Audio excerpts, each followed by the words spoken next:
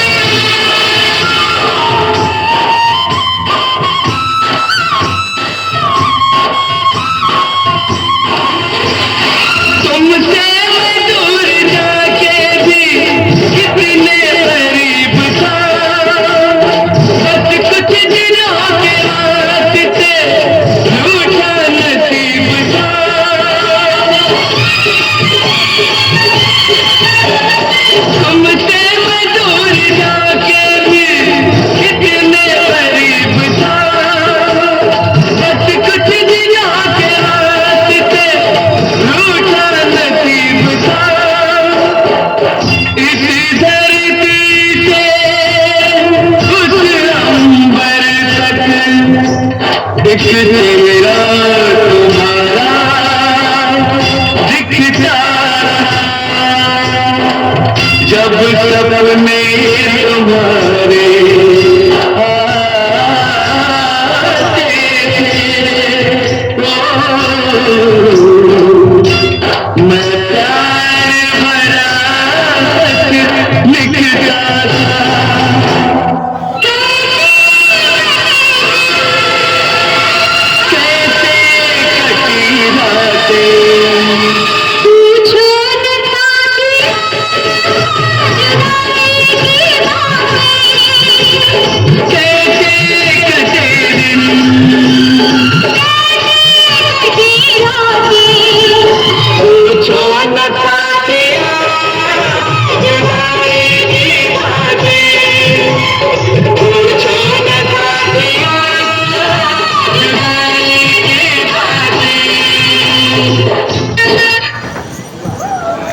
तो थारी अपनी, कोई चोरी वोरी की तो ना है?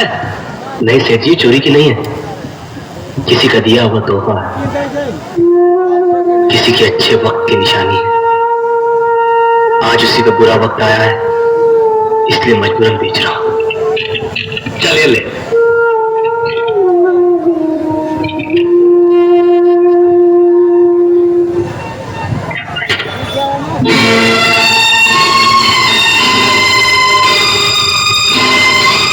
भैया, रवि भैया, क्या हो रहा है ये सब? क्या चाहिए आप लोगों को हमारे बक्से में से? कृष्णा, ज्योति के गहने का। छोटी मालकिन के गहने? हाँ। ओह, कितना अनजान बन रहा है बेचारा। सीधी तरह से बता दे कि ज्योति के गहने कहाँ छुपाए हैं। कहीं बेच कर तो नहीं चला है? क्यों भैया, आप लोगों को हम पर ऐसा घटिया इल्जाम लगाते हुए शर्म आनी चाहिए। अरे अरे, क्या हम अपने घर में चोरी करेंगे? हाँ? छोटी मालकिन क्या हम चोर दिखाई देते हैं? हाँ? क्या चोरी ऐसा नीच और घटिया काम हम कभी कर सकते हैं? तो फिर कहने कहा गए, इस घर में और कौन है जो चोरी कर सकता है तुम्हारे सिवा? बस भैया, मुझे अपने गहने चोरी होने का इतना गम नहीं जितना कृष्णा की बेइज्जती का है। ये चेन तुम्हारी है ना ज्योति?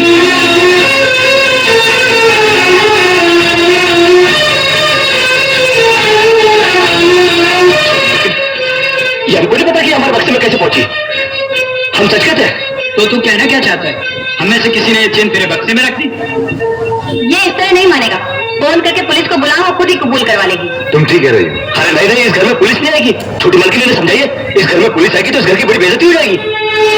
ठहरो, कोई जरूरत नहीं पुलिस को मेरे दरवाजे पर बुलाने की।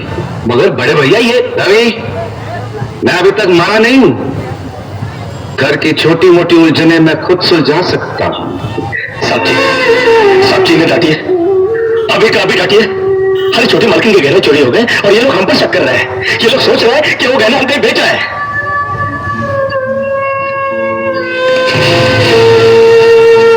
बाकी के रुपए कहाँ कृष्णा? क्या क्या पूछा आपने साहब जी? मैं पूछ रहा हूं कि बाकी के रुपए कहाँ है? ये आप पूछ रहे हैं साहब जी अपने कृष्णा से? देखो कृष्णा, गलती हर इंसान से होती है। तुम मुझे सही सही बता दो कि गहने तुमने कहां बेचे, मैं तुम्हें कुछ नहीं कहूंगा। अब कहने के लिए बाकी क्या है साहब जी? एक छोटा सा सवाल पूछ के आपने बहुत कुछ कह दिया है साहब जी। कृष्णा, बात को आगे मत बढ़ाओ। बात आगे बढ़ चुकी है साहब जी, बात आगे बढ़ चुकी है। अब तो आप पुलिस को ही बुलाइए। वो जो हमें कुत्ते की तरह मार मार के हमसे पूछेगी ना, अब तो हम तभी बताएंगे कि हम मैंने कहां बेच कर आए साहब जी। मत कहो मुझे साहब जी। इसी साहब जी की इज्जत आज तुमने मिट्टी में मिला दी। क्या कुछ नहीं किया था मैंने तुम्हारे लिए, उसका मुझे तुमने ये बदला दिया। होती जिस दिन मेरी फैक्ट्री जलकर राख हो गई थी और मैं बर्बाद हो गया था, मुझे उतना दुख नहीं हुआ था कृष्णा जितना आज हुआ जब तुमने इस घर में चोरी की है। साहब जी, बचपन में जब हमारे माँ बाप मर गए थे ना और हम अनाथ हो गए थे ना, तब भी हमें इतना दुख नहीं हुआ था जितना दुख हमें आज हुआ है जब आपने हमें चोर कहा। साहब जी, आपने हमें चोर कैसे कहा साहब जी? और ज्यादा सफाई देने की जरूरत नहीं है। दूर हो जा, मेरी नजरों से दूर हो जा। निकल जा इस घर से। अरे इस घर से ही क्या, इस गांव को ही छोड़कर चले जाएंगे। अरे मुझ अनाथ का क्या है, काट लेंगे अपनी जिंदगी कहीं भी। इतने साल इस घर में बेफिक्री से ये समझकर काट लिए कि साहब जी का हाथ है हमारे सर पर। हमको क्या है परवाह किसी बात की, मगर नहीं, अब हम जान गए कि इस दुनिया में अनाथ का कोई नहीं होता। हम जा रहे हैं साहब जी और इस घर में कभी नहीं आएंगे अभी। निकल जा। दोबारा इस घर की दहलीज में कदम भी रखा तो मेरा मरा हुआ मुंह देखेगा तू। अरे नहीं नहीं नहीं, मुझ नौकर के लिए अपने दिल को दुख देने की कोई जरूरत नहीं। मैं कदम भी नहीं रखूंगा यहाँ पर, कभी नहीं आऊंगा अभी। बात के लिए भैया को गलत मत समझना, उनकी बात का बुरा मत मानना, वो तुम्हें बहुत प्यार करते हैं। हाँ देखा देखा, बहुत प्यार करते हैं मुझसे। कृष्णा, ये क्या हो रहा है? क्यों चिल्ला रहे हो? अरे नहीं नहीं, आप हमसे बात मत करो बड़ी मालकिन। क्यों? अरे हम छोटी मालकिन के सारे गहने चुरा के खा चुके हैं। ये क्या बकवास कर रहे हो? अरे नहीं, हम सच बोल रहे हैं, हम सच बोल रहे हैं। हम चोर है चोर, और आप भी हमसे बात क्यों कर रही हो? आप हमको मारो, मारो हमको। कृष्णा, बड़ी मालकिन, जब विक्की भैया ने हमको चाटा मारा ना, हमको बुरा नहीं लगा। अरे नैना भाभी ने हमको कुत्ता बोला, कुत्ता, हम वो भी सह गए। मगर आज साहब जी ने जब हमको चाटा मारा तो हमें याद नहीं, याद लगा या उन्होंने तुम्हें चाटा मारा? हाँ, और सिर्फ चाटा ही नहीं मारा, घर छोड़कर जाने के लिए कहा है, और हम भी यहाँ रहेंगे नहीं, हम जा रहे हैं। और आप भी सुन लो बड़ी मालकिन, अगर भूले भटके हमने आपके दिल को ठेस पहुंचाई हो ना, तो हमको माफ कर देना। ये क्या सुन रही हूं मैं? आपने कृष्णा पर हाथ उठाया, उसको घर से निकल जाने के लिए कहा। आप क्या समझते हैं हमारा कृष्णा चोरी कर सकता है? अरे अगर भगवान भी जमीन पर उतरकर उसके खिलाफ गवाही देना, तब भी मुझे विश्वास नहीं होगा। आप किसे मान गए? कौन कम मत मान गया कि कृष्ण ने चोरी की है?